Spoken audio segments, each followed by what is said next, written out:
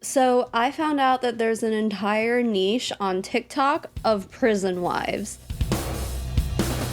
These women have made an entire subculture revolving around their experiences being in romantic relationships with incarcerated men. And while plenty of these relationships began before one individual was incarcerated, many of them initiated these relationships by seeking out prison inmates to date. This brings up the interesting topic of hybristophilia, which is an attraction that someone can have to criminals or people who are known for their criminal behavior. These cases are the ones we're going to be profiling today.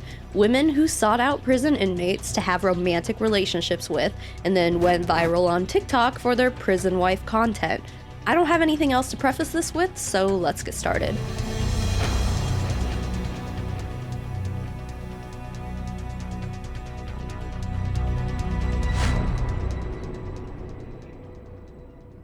This is Larissa King, more commonly known as Mrs. King or at ttc.prison.wife on TikTok. TTC as in trying to conceive. Yeah, so her whole thing is that she's married to an inmate who's currently incarcerated, and she's documenting her experience dealing with infertility and also trying to have a baby while her husband is behind bars.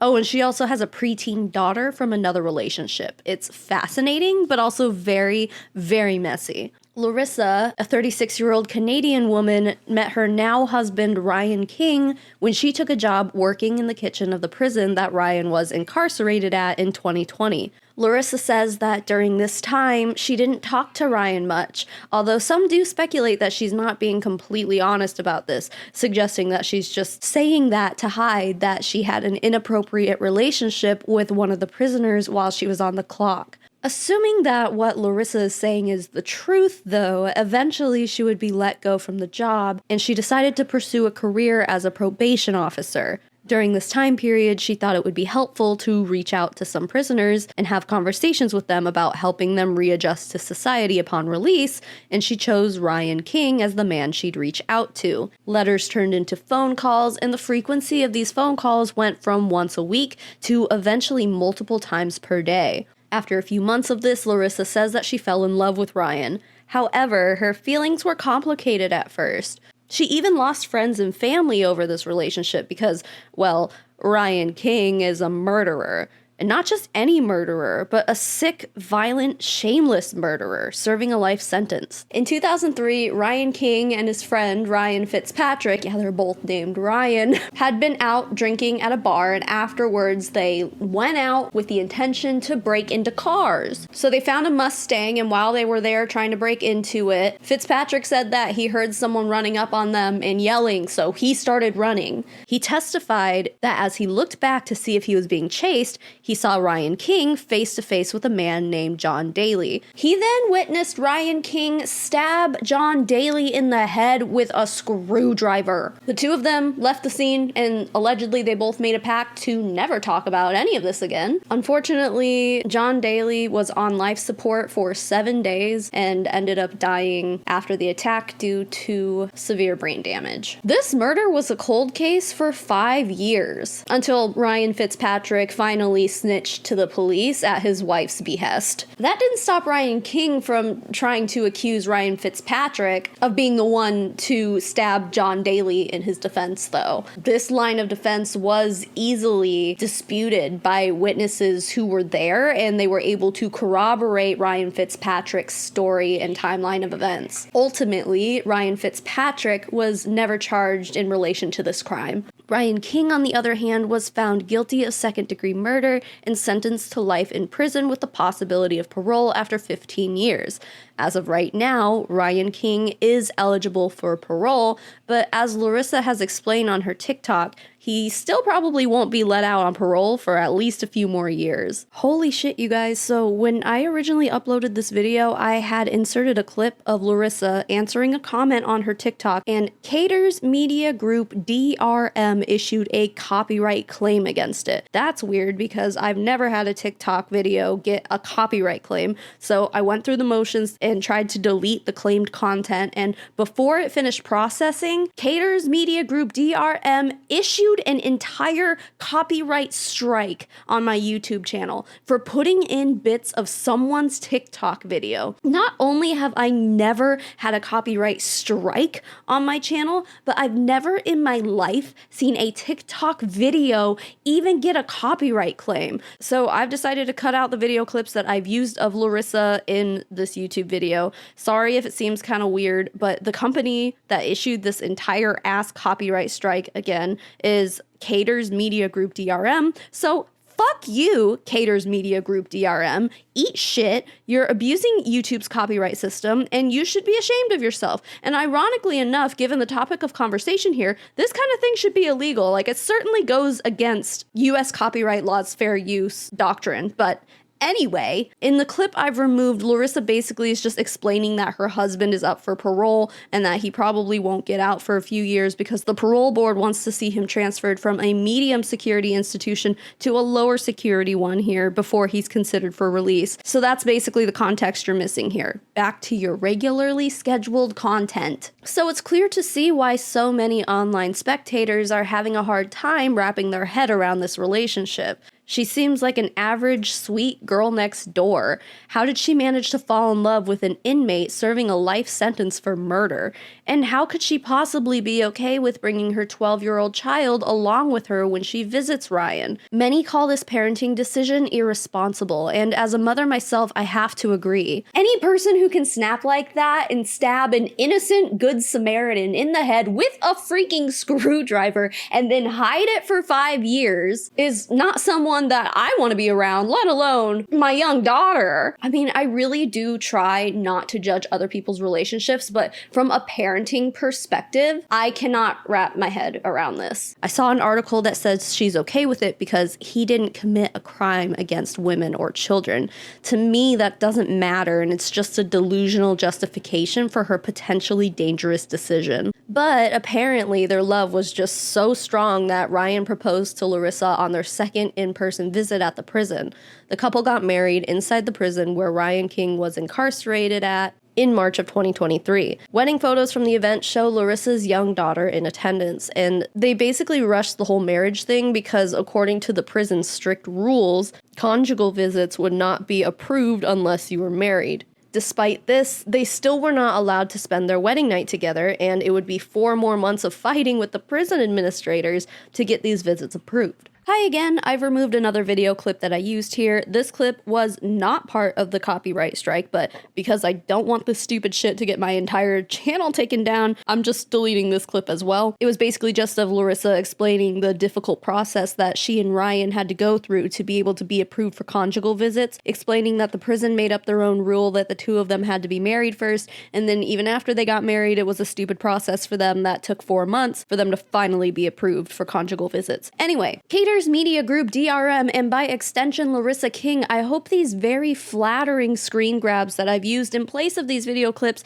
makes this entire process worth it for you. And I'm sure having to look at them for an extended period of time instead of just watching the actual clips is far superior in your eyes. Again, eat shit. Back to the story. And now they have these visits every 6 weeks, and most of them last up to 4 days. And I will say that this part has been interesting to me to learn about since I've never known exactly how conjugal visits work. Apparently, Canada's prisons are much more gracious with conjugal visits than the US is, but it's still fascinating to me anyway. And I've enjoyed learning about the process from Larissa. Hi again, there was another clip here of Larissa explaining the process of getting her luggage into a private family visit cabin, and she basically describes the process as being similar to TSA at an airport. They have multiple checkpoints they have to go through, they walk through metal detectors, all of their items are swabbed and tested for drugs, they have to be sniffed by a police dog, and then they basically get locked away in their cabin for 4 days. So instead of hearing Larissa explain this herself, here's another flattering screenshot. So a lot of her TikTok content revolves around preparing for the scheduled conjugal visits since, you know, they're trying to have a baby. And they decided to go down that path during just their second conjugal visit. But due to Larissa's infertility struggles, plus the difficulty of planning conjugal visits around her ovulation, the couple has not been successful. They've been trying for almost 2 years now. Another interesting part of Larissa's content is that she shares her infertility journey as well, which is another popular content niche among women who are either pregnant, trying to conceive themselves, or also struggling with infertility. It's a really strange mixing of worlds, but she has been diagnosed with a diminished ovarian reserve, meaning that her ovaries have less eggs than normal, or her eggs aren't good quality. So she gives herself those abdominal shots and takes these pills, which I believe is letrozole, which is a breast cancer treatment, but it also treats infertility. But anyway, a lot of her content revolves around tracking her hormone levels and ovulation, and that kind of content has an entire community of its own, regardless of who her baby daddy is. What I think is the most problematic thing that Larissa does, however, is what she calls Inmate of the Week and Cupid's Corner interchangeably. She started doing this in December of 2024, and she still appears to be doing it regularly to this day.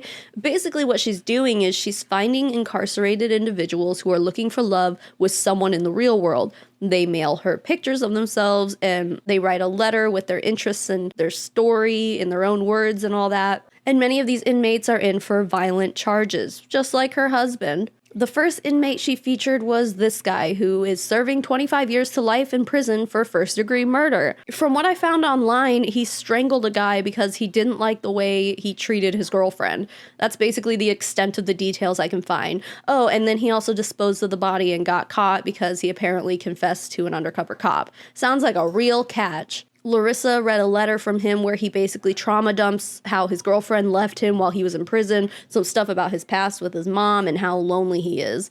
Maybe he should have thought about all of that before he murdered a guy. Sorry, but I don't feel sympathy for men like him. The second guy she featured is this guy, who's a gang member who was arrested for conspiracy to commit murder against another gang member. And the details of that case are pretty sad and messed up too, because apparently they accidentally shot an innocent bystander who was a 21-year-old waitress, and she's now left a quadriplegic after the attack because the bullet entered her neck and severed her spinal cord. Holy crap, guys. As I was editing, I got the idea to look this woman up, and she's an Arbonne distributor who uses this gunshot spinal cord injury to shill their garbage products. If you didn't know, I mainly cover multi-level marketing bullshittery on this channel, so I couldn't simply just scroll past this. I mean, I still feel bad for her, of course, but she's definitely someone who could have been inspirational and used her trauma to make the world a better place, but instead she joined a pyramid scheme, and now she's using her trauma to recruit people, so that's cool. It's unclear who shot the bullet that injured this woman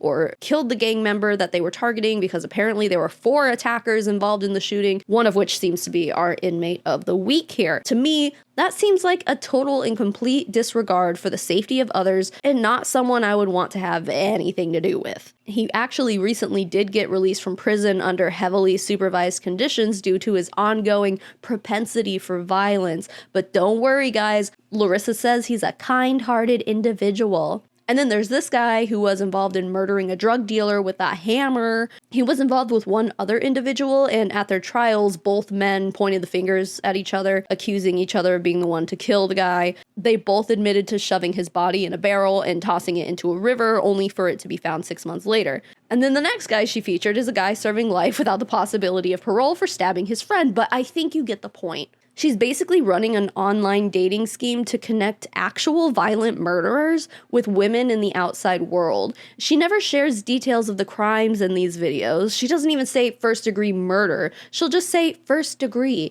And when you look up details of their cases, from what I've seen, they're all very disturbing. And the men involved have problematic histories. I feel like this feeds into hybristophilia. People who have this attraction to violent offenders are mostly women, and the ones who have more severe cases of hybristophilia romanticize the idea of falling in love with the ultimate bad boy, and not in a cute Sandra Dee and Danny Zuko kind of way. It's more of a delusion that they can fix them, when truly, if you've ever been a person who was able to stomach the idea of taking another human's life, aside from self-defense obviously, there's no fixing you in my opinion. And these women are just putting themselves in harm's way due to a romanticized delusion. And don't get me wrong, I'm a true crime junkie, but the idea of submitting myself to be in a relationship with a murderer goes way far beyond my love for true crime documentaries. To wrap up my thoughts on Larissa King, I think she's a grown-ass woman who made the decision for herself to marry a guy who stabbed someone in the head with a screwdriver, but she's also involving her young daughter in that decision, and I think that that is potentially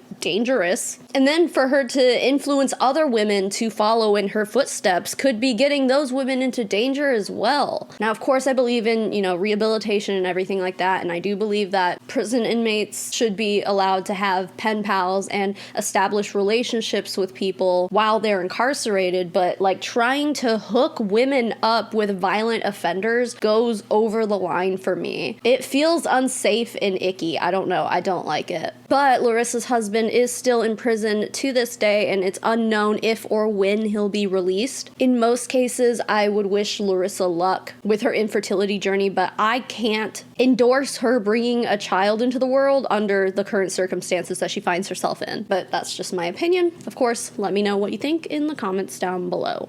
Meet Jade and Chris Chipps, a couple who met in 2017 when Jade, who was a flight attendant at the time, decided to go to prisoninmates.com and find a pen pal. There, she saw Chris's ad as an inmate serving time in South Dakota. Jade herself lived in Florida. She says she wrote to Chris because she thought he was hot, and after they started writing back and forth, their whirlwind romance began, and only 7 months after meeting, they would be married at the prison that Chris was incarcerated at. The couple appeared on Love During Lockup, a reality TV show that premiered in 2022 that followed couples just like Chris and Jade. So, what did Chris do to get himself thrown into the slammer? With Chris Chipps specifically, it wasn't necessarily a violent crime, but it was an extremely cruel one. First, though, a little bit of backstory. Chris was an only child, and his father was not involved in his life. As an adolescent, he was diagnosed with borderline personality disorder and anxiety, and supposedly he started doing drugs at a very young age, which got him to become very familiar with juvenile detention. Over the years, he would accumulate plenty of criminal convictions with a rap sheet of crimes like burglary, drug possession, driving while impaired, and grand theft. According to Jade, prior to his most recent lockup, he had been in prison 7 times before. In this particular lockup, Chris was charged with identity theft and burglary after he broke into the home of an elderly couple and stole their credit cards, tools, jewelry, and medications. And one of those medications was an experimental cancer drug, as the woman had leukemia. Yeah, Chris Chipps literally stole cancer medication from a cancer patient. The good news is no one was violently hurt in this situation, since Chris carried out his crimes while the couple was in their bedroom watching TV. They were completely unaware of what was going on at the time. It was only after the husband went into the dining room to get his wife's meds that he realized they had been robbed. And Chris was ultimately caught because, well, he's an idiot, basically. He went to Walmart and started using the stolen credit cards to make purchases,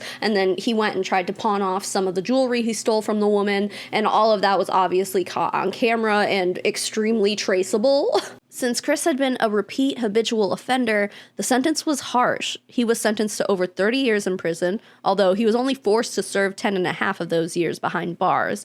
Now, the interesting thing about Chris Chipps is that the dude is loaded. He's a quarter Native American, and the tribe that he belongs to owns a casino in Minnesota. He gets a monthly check from this casino for anywhere between $10,000 and $12,000. So the question then arises, if Chris was so well off, why did he find the need to steal from elderly people? According to Jade, it was to fuel his meth habit. Jade also says she had no idea that he had money when she initially wrote to him, but she seems to have struck a gold vein with him. On Love During Lockup, Jade reveals that throughout his time in prison, he had spent over $1 million on Jade. Didn't he, buy you the camper, after y'all had fought, had a big fight? Mm-hmm. Did you know he was rich when you were first writing him? No, I had no idea. I just wrote him because I thought he was, hot. And... But, how much do you think that he spent, total? A lot. Let's add this up. House here, how much did that cost? $570,000. Jesus Christ. The truck was $60,000. The side-by-side was $34,000. Camper was $50,000 or $60,000. So. God. From prison, Chris is spending over $1 million on my sister easily.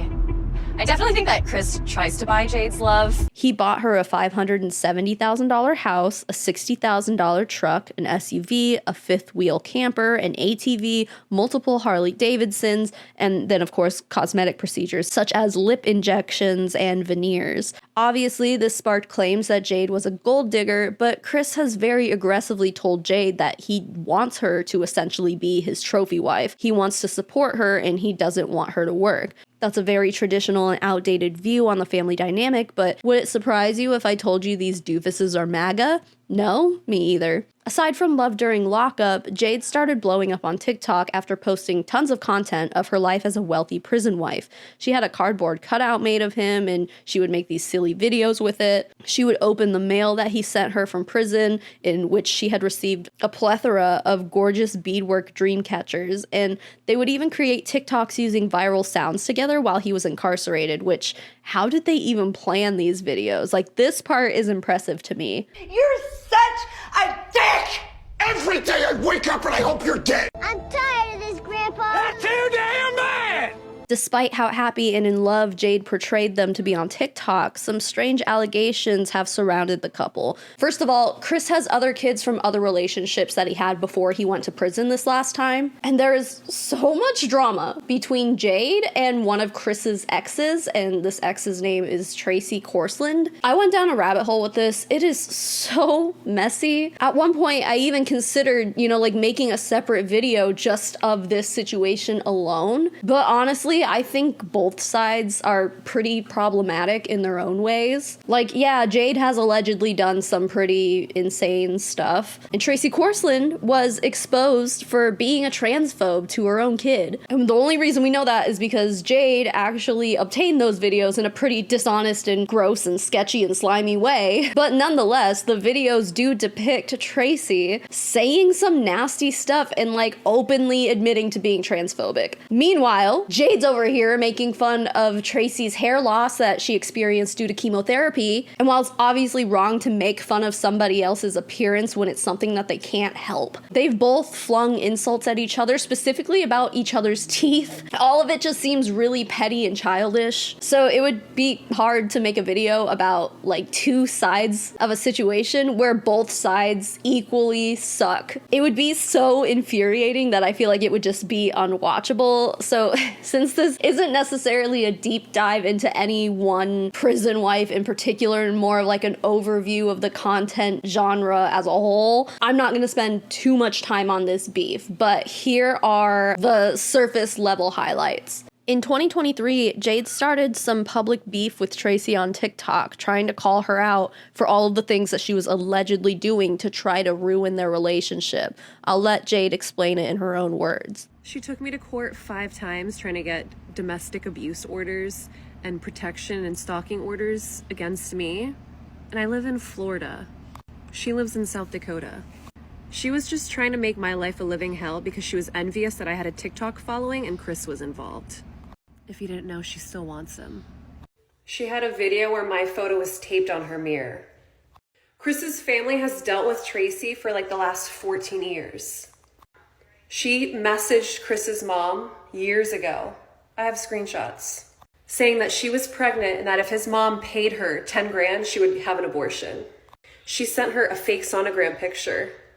She's been trying to extort Chris's family for so long. If you didn't know, Chris has money. If I'm abusing you, if I'm stalking you, if Chris abused you, is stalking you, harassing you, why would you make this video? I'm literally training TikTok's algorithm to match mine and Jade's faces. And it's loving it because most of her videos is my original username. May the best woman win. May the best woman win. Basically, it's a competition for Chris to her. I posted multiple videos, screenshots that her father has sent me that I've seen on TikTok of Chris's daughter like screaming out for help, saying that her mom is abusing her. Tracy verbally abusing her children through text. But I'm not going to get into that because at the end of the day, believe whoever you want. But I'd like to think that you don't honestly think that if Chris abused her, she would be making videos like that about him and I. On the other hand, there's this YouTuber named Geo Malak who has multiple interviews on his channel with people speaking out against Jade and Chris. One of these people was Tracy, where she basically says that Jade has been trying to ruin her life by contacting Tracy's landlords and trying to have her evicted from her home while she was battling cancer and Crohn's disease. She says Chris and Jade are bad influences on her daughter, citing the allegation that Chris is apparently racist and refers to black people with the N-word, which Tracy obviously says she does not want her daughter to pick up that behavior. Chris refers to, African-American people with the N-word. That's something that me and Chris will always fight about and something that I don't want instilled in my daughter. She says that Chris and Jade have spoken very badly about Tracy in front of her daughter, which is obviously a manipulation tactic that can be extremely harmful to a developing child. She got approved to do transportation to take my daughter to the prison to see her dad.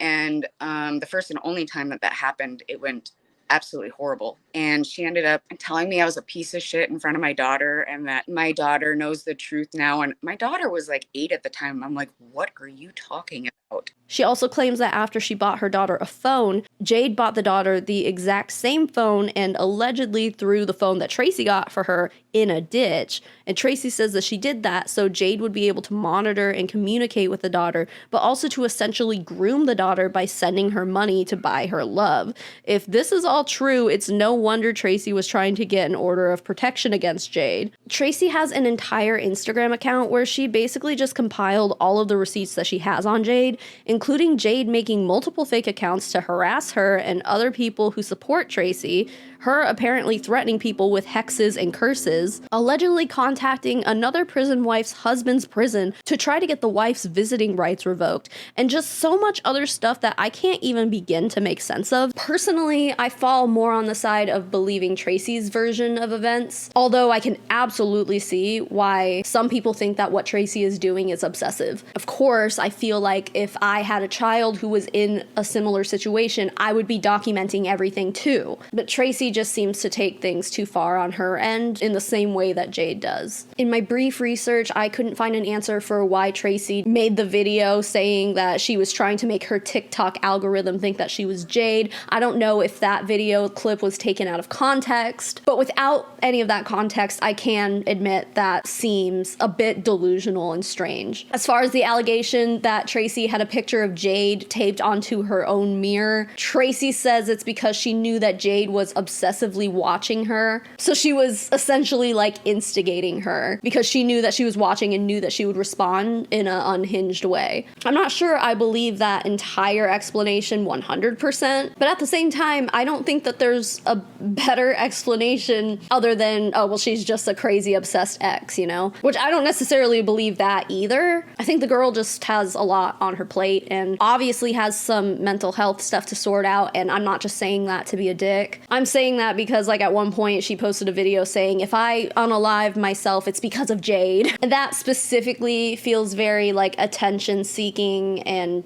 pity-seeking, and that gives me the ick. So I personally think they're both a little cuckoo with some serious problems of their own, but at the end of the day, Tracy is the one who's in and out of hospitals dealing with chemotherapy and Crohn's disease. And it appears as though Jade has been exposed for basically exploiting that part of Tracy's life, which is obviously deplorable. After all, when all of this drama was going down, Chris was still in prison, and he was the one paying for Jade to live this extravagant lifestyle that she was carrying out. She absolutely had the time to just sit around and make fake accounts to harass people, like she didn't have anything else going on. Then there are cheating allegations, of course. Geo Malak had a separate interview with a guy who calls himself Street Scala. In the interview, he basically says that they had an affair while she was already married to Chris. He met Jade on Instagram, and at the time, he says that her Instagram profile showed no signs of her being married. He shared screen recordings of them talking on FaceTime, which to me is probable cause to believe that he's telling the truth about their relationship. Dan, you gave me an invite and you're leaving? All right, I guess not this weekend. Then what the fuck? I was about to say, okay. I come back Thursday. Come next week. When do you leave? When do you go back to New Jersey? That sucks. I'm coming back Wednesday. What a fucking day. Yeah, damn, tomorrow's Thursday already. Holy shit. Fuck. This week went by quick. But it could be whenever. It don't matter. I'll fucking come. Yeah, because I'm leaving Wednesday morning from Fort Lauderdale. Where are you going? Are you coming back? Of course, I always come. Yo, I go back and forth all the time. Like, it's fucking... I come back and forth all the time. I really do. He says that these FaceTime calls were very common before they finally met up in person, and when that finally did happen, Scala says that they got down to business within the first few minutes of meeting up. I think we all know what that means. For some reason, she wanted to see me at night, so I already clicked in my head. I was like, all right, we've been flirting this whole time. She had sent me some pictures of some shit, but, you know, I'm an internet guy, so that's regular shit for me. I done had girls who send me nude pics and we met and nothing ever happened. Like, so I know the name of the game and shit. Some people just fucking do weird shit. But when she told me to come over, gave me her address, what time of night, I was like, I already know where this is going. When I met her in real life, I'm saying it had to be at least within like 2 minutes. We already got down to it. Like, for me, entering the door, putting my phone, because she had a bin next to her door where she wanted me to put my phone at. My only hang up with the FaceTime recording thing is like, bro, why were you recording these calls? If you didn't know who Jade was, what's the purpose for this? It seems like, to me, you know, I think that he knew exactly who she was. I think he knew that she was TikTok famous for being married to an incarcerated man. I think he knew that she was on TV, and then he went into all of this knowing he was going to expose her for being a cheater. Not to discredit the allegations or like take any blame away from Jade, but I find it strange and honestly creepy that he has recordings of their FaceTime calls. The guy seems like a douche though, saying he didn't know she was married, but even if he did know, he would have slept with her anyway, so I wouldn't necessarily consider him to be the good guy here. Her being married didn't really, I don't give a fuck. Even if she would have told me she was married, I still would have fucked. I don't care.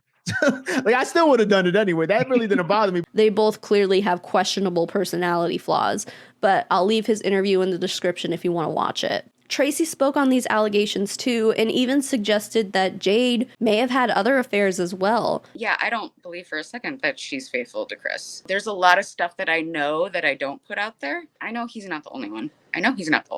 We can only assume that Chris has heard all of these allegations, but they're still together, so that reconciliation lies on them. And it seems as though they must have worked through it privately, because they seem happy enough. Towards the end of 2024, Jade was posting content counting down the days until Chris would be released from prison. Chris's official court documents said that he wouldn't be eligible for release until mid-2025, but throughout the years, Jade remained adamant that he would be out before the end of 2024. Sure enough, at the end of November 2024, Chris would be released from prison after spending 10.5 years behind bars. These videos on Jade's TikTok got tens of millions of views, and her audience was glued to content that showed Chris seeing the $570,000 house he bought that he had never been to, the first time he went riding in his ATVs that he bought from prison, going to the beach for the first time in over a decade, his first time playing the Oculus VR headset, and so much more. These posts have just evolved into Jade sharing their post-prison life together. Oh, plus one other thing. Jade is pregnant. Yeah, so just 6 weeks after Chris was released from prison, Jade found out that she was pregnant. On January 3rd, she posted this TikTok where she's hinting that she has some kind of secret, and then just 2 days later, she officially announced the pregnancy in a pretty crude and inappropriate way, in my opinion. In the captions of these pictures, she wrote, "Things my husband pulled last year. Not out," and then announces that the baby is due in August. Classy. Hilariously enough, they did a gender reveal video where their motorcycle blows out pink exhaust, and then a few weeks later they came back around and basically said, oops, we thought it was a girl, but the ultrasound tech found a wiener, so I guess apparently it's a boy. It just adds to the chaos that is their life, I guess. But that's basically where we can end our coverage of Chris and Jade. Their content mostly revolves around prepping for the baby now, and for the sake of the baby, I do wish Jade a healthy pregnancy and delivery, but damn, on a list of people I can think of who should not be parents, these two are towards the top of the list for me. To end this video, I was going to include Ash Trevino in here because she has had a lot of drama with like dating inmates, but she is such a rabbit hole, and I actually have stayed far away from any content involving her because when there are child abuse allegations being thrown around, especially in online influencer drama and stuff, I just can't watch it. It like makes me really upset. So yeah, I just avoid anything and everything to do with her. But if you want to continue hearing about all the weird stuff having to do with TikTok prison wives, you can find so much content about Ash Trevino on YouTube. Everyone and their mother has covered her. She is an absolute mess. Obviously, you know, trigger warning for child abuse and stuff like that. But yeah, there's a whole side of her that has to do with dating inmates. It's wild. Also, if you search the hashtag prison wife on TikTok, you're gonna find quite a few accounts of prison wives with different stories of their own. But I chose Larissa and Jade because they seem to be two of the main people, and they've had like mainstream coverage and stuff like that, and you know, they have a decent amount of followers. So aside from Ash Trevino, I thought that they were two of the more influential prison wives on TikTok. But we're gonna end it here, guys. So thank you so much for being here and sitting through this. I know the topic at hand is a little strange, but thank you for being here. And real quick, I just want to say thank you to my patrons and my YouTube members, guys. The list of names I'm about to read off are my financial supporters, and there's an airplane. They get access to things like our private Discord server. We have a postcard club, early access to videos whenever I'm able to give that, and sometimes even more than that. So if any of that sounds good to you, you can go to patreon.com/Savannah Marie, or you can click the join button beneath this YouTube video to join my YouTube memberships. Just whatever platform you want to join on works for me if it works for you. So with that, the biggest thank you in the whole wide world goes to Love to Be Evil, AJC, Liz Sahu, Charcity Gaming, Evan Adler, Kelsey Nicole, LaSalle Story, Fluffy Duck Butt 24, Elaine, Ferd Turgeson Esquire, Just Mark, Baby Pink Pearl, Alice Wagner, Fallon Harris, Jessica Billhart, Emion, Hula Chowdown, Jacqueline Nutton, Kessie Drew, KJ Barnes, Leanne, Marie Silver, Caroline Reed, Daniel Urena, Maddie Darley, Ray, and Stephanie Mayfield. And to the rest of my financial supporters, thank you so much for being here, being you. Thank you for making it to the end of this video, because it helps YouTube be like, oh, people actually like this content. They watched it all the way through, and then they push it out to other people. Also, don't forget the subscribe buttons down there. Please help me get to 100,000 subscribers. I'm almost there. And with that, I'll see you guys next time. Bye.